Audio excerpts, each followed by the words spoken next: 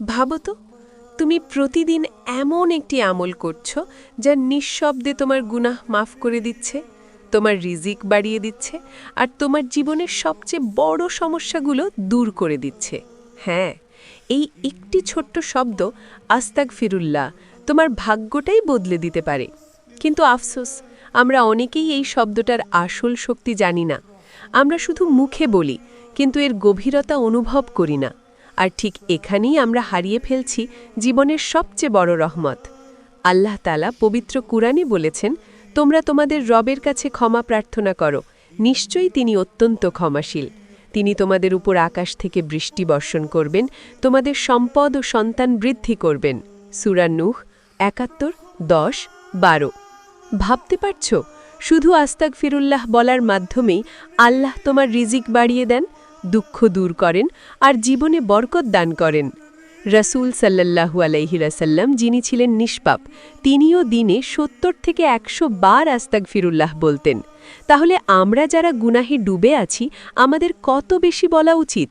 এই ভিডিওতে আমি তোমাকে জানাবো আস্তাগফিরুল্লাহ বলার ৫টি অবিশ্বাস্য ফজিলত, যেগুলো শুনলে তুমি আজ থেকেই এই আমল শুরু করতে বাধ্য হবে ইনশাআল্লাহ। কিন্তু তার আগে একটা ছোট্ট অনুরোধ, এই ভিডিওটা যদি তোমার হৃদয় ছুঁয়ে যায়, তাহলে এক্ষুনি লাইক করে ১০০,০০০ লাইক পূরণ করতে সাহায্য করো। তোমার একটা লাইক হয়তো কারো হেদায়েতের কারণ হয়ে যাবে। চলো শুরু করি। প্রথম ফজিলত, গুনাহ মাফ হয়ে যায়। সবচেয়ে বড় এবং অবিশ্বাস্য ফজিলত হল আস্তাগফিরুল্লাহ বললে আল্লাহ তোমার সমস্ত গুনাহ মাফ করে দেন। আমরা প্রতিদিন কত গুনাহ করি, জেনে বা না জেনে, ছোট গুনাহ, বড় গুনাহ, কিন্তু আমরা কি কখনো ভেবে দেখেছি এসবের জন্য আমরা কিভাবে ক্ষমা পাব? আল্লাহ তাআলা আমাদের জন্য সেই সহজ পথটাই খুলে দিয়েছেন, ইস্তেগফার। পবিত্র কুরআনে আল্লাহ বলেন, নিশ্চয়ই আল্লাহ সব গুনাহ ক্ষমা করেন, তিনি পরম ক্ষমাশীল, পরম দয়ালু। সূরা জুমার ৩৯-৫৩। এই আয়াতটা আমাদের জন্য কত বড় আশার বার্তা। তুমি যত বড় পাপী হও না কেন, যদি তুমি সত্যি অন্তর থেকে বলো আস্তাগফিরুল্লাহ, আল্লাহ তোমাকে ফিরিয়ে দেন না। রাসূল সাল্লাল্লাহু আলাইহি ওয়াসাল্লাম বলেছেন, যে ব্যক্তি নিয়মিত ইস্তেগফার করে, আল্লাহ তার সব সংকট থেকে মুক্তির পথ করে দেন এবং এমন জায়গা থেকে রিজিক দেন যা সে কল্পনাও করতে পারে না। আবু দাউদ। তাই আজ থেকেই অভ্যাস করো, চুপচাপ মন থেকে বলো আস্তাগফিরুল্লাহ। দেখবে তোমার গুনাহগুলো একে একে মুছে যাচ্ছে আর তোমার হৃদয় হালকা হয়ে যাচ্ছে। দ্বিতীয় ফজিলত, দুঃখ, কষ্ট ও সমস্যা দূর হয়ে যায়। জীবনে কি অনেক দুঃখ, টেনশন, অশান্তি চলছে? মনে হচ্ছে কোনো পথ নেই? তাহলে জেনে রাখো, আস্তাগফিরুল্লাহ হতে পারে তোমার রিজিক বাড়ার সবচেয়ে সহজ ও শক্তিশালী আমল। আল্লাহ তাআলা পবিত্র কুরআনে বলেছেন, তোমরা তোমাদের রবের কাছে ক্ষমা প্রার্থনা করো, নিশ্চয়ই তিনি ক্ষমাশীল। তিনি তোমাদের উপর আকাশ থেকে প্রচুর বৃষ্টি বর্ষণ করবেন, তোমাদের সম্পদ ও সন্তান বৃদ্ধি করবেন। সূরা নূহ ৭১, ১০-১২। এই আয়াত পরিষ্কারভাবে বলে দিচ্ছে, ইস্তেগফার করলে আল্লাহ রিজিক বাড়িয়ে দেন। আমরা অনেকেই শুধু পরিশ্রম করি, কিন্তু ভুলে যাই বরকত আসে আল্লাহর পক্ষ থেকে। যদি তুমি নিয়মিত আস্তাগফিরুল্লাহ বলো, আল্লাহ এমন জায়গা থেকে রিজিক দেবেন যেটা তুমি কল্পনাও করনি। অনেক সময় দেখা যায় কম আয় হলেও কারো জীবনে অনেক শান্তি আর সুখ থাকে। এটাই বরকত। আর সেই বরকত পাওয়ার অন্যতম চাবিকাঠি হল ইস্তেগফার। তাই আজ থেকেই শুরু করো, হাঁটতে হাঁটতে, কাজ করতে করতে, একা বসে শুধু বলো আস্তাগফিরুল্লাহ। দেখবে ধীরে ধীরে তোমার জীবনের রিজিকের দরজা খুলে যাচ্ছে আর বরকতে ভুলে যাচ্ছে সব কিছু, ইনশাল্লাহ। চতুর্থ ফজিলত, হৃদয়ে শান্তি ও স্বস্তি আসে। তোমার কি মাঝে মাঝে মনে হয় সব কিছু আছে কিন্তু মনটা শান্ত নেই? ভেতরে ভেতরে একটা অজানা অস্থিরতা, দুশ্চিন্তা, হতাশা কাজ করে, কিন্তু কাউকে বলতে পারো না? তাহলে জেনে রাখো, ইস্তেগফার শুধু গুনাহ মাফি করে না, তোমার হৃদয়কেও শান্ত করে দেয়। আল্লাহ তাআলা বলেন, জেনে রাখো, আল্লাহর শ্রমণেই অন্তরগুলো শান্তি পায়। সূরা রাদ ১৩-২৮। ইস্তেগফার হল আল্লাহর অন্যতম শ্রেষ্ঠ শ্রমণ। যখন তুমি মন থেকে বলো আস্তাগফিরুল্লাহ, তখন তোমার হৃদয় ধীরে ধীরে হালকা হয়ে যায়, অস্থিরতা কমে যায় আর এক ধরনের প্রশান্তি নেমে আসে। আমরা অনেক সময় শান্তি খুঁজি মানুষের কাছে, দুনিয়ার জিনিসে, কিন্তু আসল শান্তি তো আল্লাহর কাছেই। ১৩, 28 ইস্তেগফার হলো আল্লাহর অন্যতম শ্রেষ্ঠ শ্রমণ।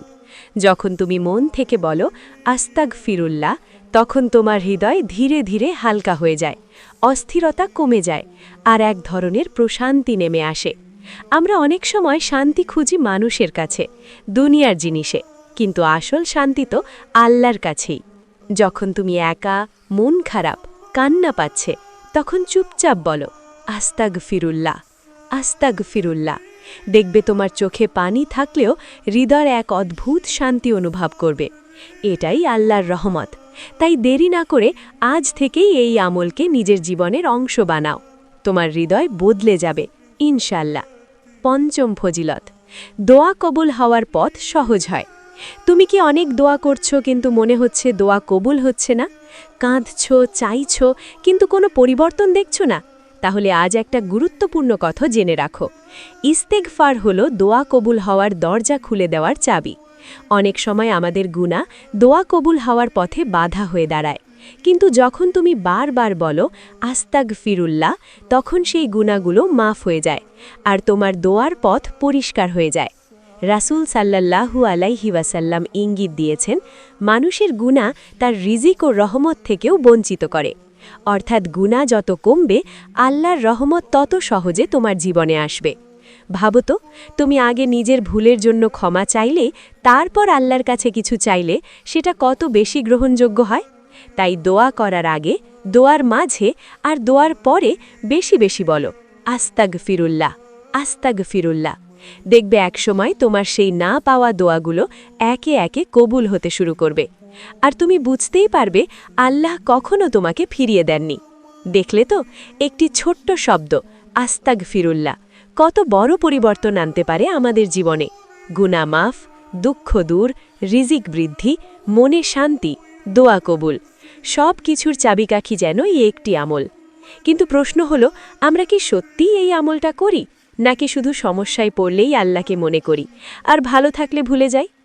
আজকের এই ভিডিও যদি তোমার হৃদয় ছুঁয়ে যায়, তাহলে একটা প্রতিজ্ঞা করো। আজ থেকে প্রতিদিন অন্তত 100 বার বলবে আস্তাগফিরুল্লাহ। হাঁটতে হাঁটতে, কাজ করতে করতে, ঘুমানোর আগে, যে কোনো সময় এই আমলটা তোমার জীবনের অংশ বানিয়ে ফেলো। বিশ্বাস করো, তুমি হয়তো পরিবর্তনটা সাথে সাথে বুঝবে না, কিন্তু কিছুদিন পর দেখবে তোমার জীবন আগের মতো নেই। মনটা হালকা, সমস্যাগুলো সহজ, আর আল্লাহর রহমত যেন চারদিকে ছড়িয়ে পড়েছে। শেষে একটা অনুরোধ, যদি এই ভিডিওটা ভালো লেগে থাকে, তাহলে লাইক করে 100,000 লাইক পূরণ করতে সাহায্য করো, আর কমেন্টে লিখো আস্তাগফিরুল্লাহ। চলো সবাই মিলে এই আমলটা ছড়িয়ে দিই।